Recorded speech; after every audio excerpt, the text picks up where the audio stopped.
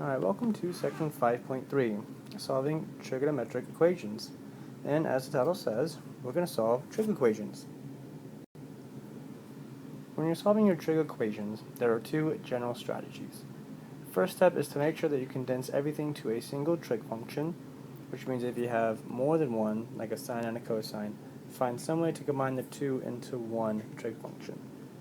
And then you want to isolate the trig function, just like you would with the algebraic equation when you want to isolate the variable. In this case, we treat the trig function as our variable. Okay, so let's go ahead and jump right into it. We have 2 times the sine of x minus 1. It's very important that we reference our range, so our answers can only be between 0 and 360. Alright, so we want to make sure we have a single trig function. We have just sine. So next step would be to get sine by itself. We're going to do that by adding 1 to both sides, which gives us 2 sine of x is equal to 1. And then we want to divide by 2, which means the sine of x is equal to 1/2. Alright, so now the question becomes, where does a sine of x equal 1/2? And unlike the inverse sine function, we're actually solving for all the angles here where the sine equals 1/2. So that's going to happen at 30 degrees, and it's going to happen again at 150 degrees. If our range wasn't from 0 to 360, we could keep going all the way around the circle, and we'd say plus 2 pi n to represent that we can go all the way around to get as many of these angles as we want. But since we are stuck between 0 and 360, we're going to ignore that last part and say that we just have our two answers of 30 and 150. Okay, here's another one. We have the cotangent of x plus 1 is equal to 0. Our first step is to isolate the trig function, since we just have 1, by subtracting 1 on both sides, giving us that the cotangent of x is equal to -1. The next question is, where does the cotangent of x equal -1? Since the cotangent is the cosine over the sine, we want to figure out where they are the same number, just opposite signs. And so that's going to happen in two places. It'll happen at 135 degrees, where the cosine is negative radical 2 over 2, and the sine is radical 2 over 2. And it will happen again at 315 degrees, where the cosine is positive radical 2 over 2, and the sine is negative radical 2 over 2. So at both of these locations, when you divide the cosine by the sine, we're given -1. Alright, this one's a little bit more challenging because we have cosine squared. So our first step is to add 3 to both sides.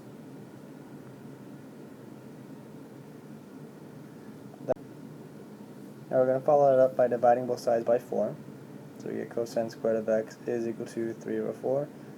And last but not least, we're going to take the square root. And it's important that when you take the square root, we remember to add in plus or minus. So we get plus or minus the square root of 3 over 4, which will reduce to be plus or minus the square root of 3 over 2. And so now our question is, where does the cosine equal a positive or a negative square root of 3 over 2? And that happens at several locations. It's going to be positive radical 3 over 2 at 30 degrees, and again at again at 330 degrees. And it will be negative radical 3 over 2 at 150 degrees, and again at 210. So those 4 angles represent our answer, because those are the 4 places where the cosine will equal a positive or a negative radical 3 over 2. Alright, now things get a little bit more tricky because we have a 3x instead of a regular x. So to begin with, we're going to pretend like that is a single x and try and figure out where does a tangent equal 1. And we're going to list all of the places all the way up to 360 and a little bit beyond. The first time it equals 1 is at 45 degrees. And it will equal 1 again at 225 degrees. That's the first trip around the circle. That 3x means we're going to have to do this 3 times. So if I add 360 to each one of these, then we get 405 degrees, and we get 585 degrees. So that's our second trip around the circle. But again, we need it 3 times because we have 3x. So I'm going to add 360 to 405, and I get 765. And then I'm going to add it to 585, and I get 945. Okay, so that's what 3x equals. My last step is to divide each one of these by 3 to simplify and get my actual answers. Okay, so when I do that, when I divide each one of those angles by 3, I get x is equal to 15 degrees,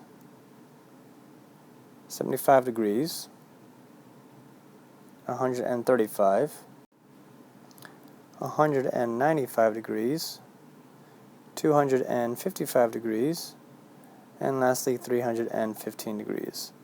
So when I plug in each one of these angles into my equation, I would end up with one of these angles, which is why my answers are 15, 75, 135, 195, 255, and 315 degrees.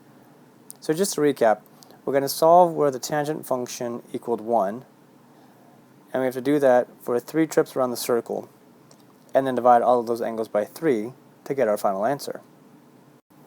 Alright, so here's another example where we have our 2x instead of a regular x. To begin with, we're going to figure out where does the sine equal negative radical 3 over 2. And that happens at 2 places. The first time it happens is at 240 degrees. And the second time it happens is at 300 degrees. We're going to set that equal to 2x. And since it's 2x, we're going to have to go around the circle twice. So I'm going to add 360 to 240, and I get 600. And I'm going to add that to 300 to get 660.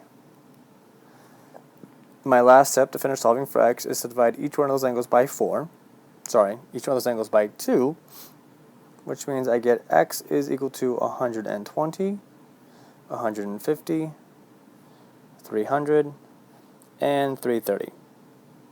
So again, if I plug in these 4 angles into this equation, then I get 240, 300, 600, and 660, which is why those 4 are my answers.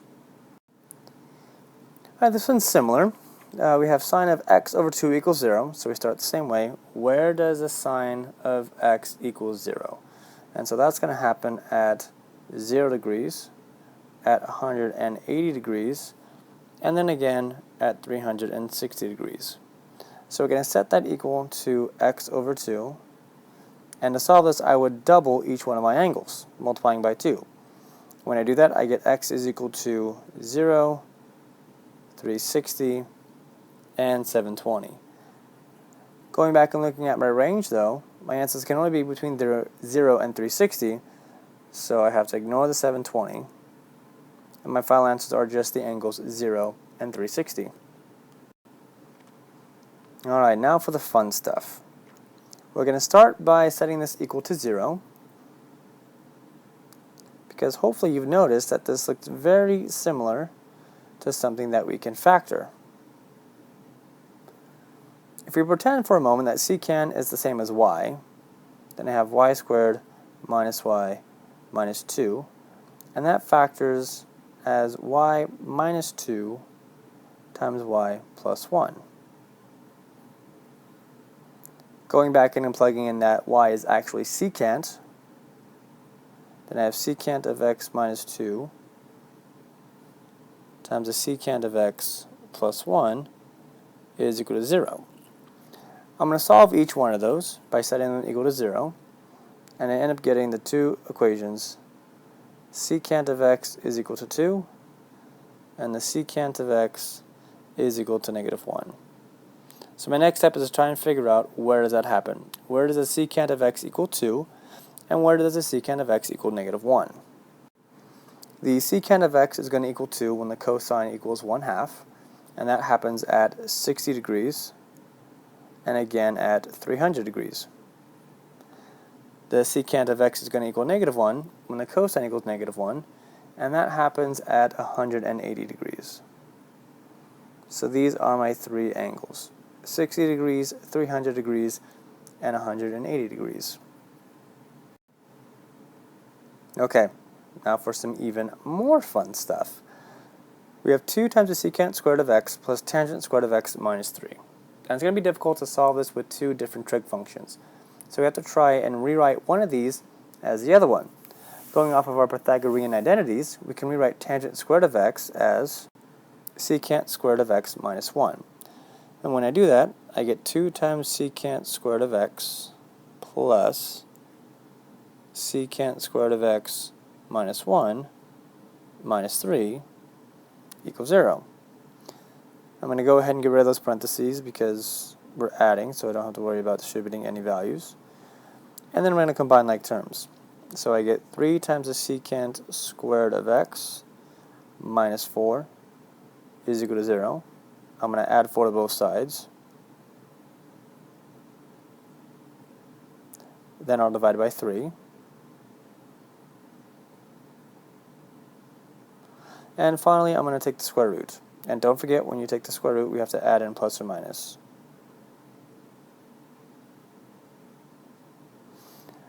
Plus or minus the square root of 4 over 3 will simplify to be plus or minus 2 over the square root of 3, which means we're trying to figure out where the secant equals plus or minus 2 over radical 3, and that happens when the cosine equals plus or minus 2 radical 3. So, for our angles, we're going to have positive 30 degrees, 150 degrees, 210 degrees, and finally 330 degrees. So that is a location where the secant will equal a positive or a negative 2 radical 3. Now one thing that's important to note here is we don't have that restricted range of 0 to 360, which means that we could keep going over and over and over again. And I'm going to explain what that means on the next slide. Okay, so anytime that we have, or we don't have a restricted range, we have to make sure that we can represent going around the circle an infinite amount of times. So once you solve for your angle, whatever that answer is, if your answer is in radians, then you're going to be adding 2 times n times pi. And n represents the number of times around the circle you're going to go. If your answer is in degrees, you do the same thing. You have your angle, and then we have 360 times n, where again n represents how many times you're going to go around the circle. It's like a variable. And we leave those as our answers to show that we can keep going around the circle an infinite amount of times. And again, this would be added on any time you have an answer that does not have a restricted range of 0 to 360. Okay, that's it for the notes. Go ahead and attempt the homework and have fun.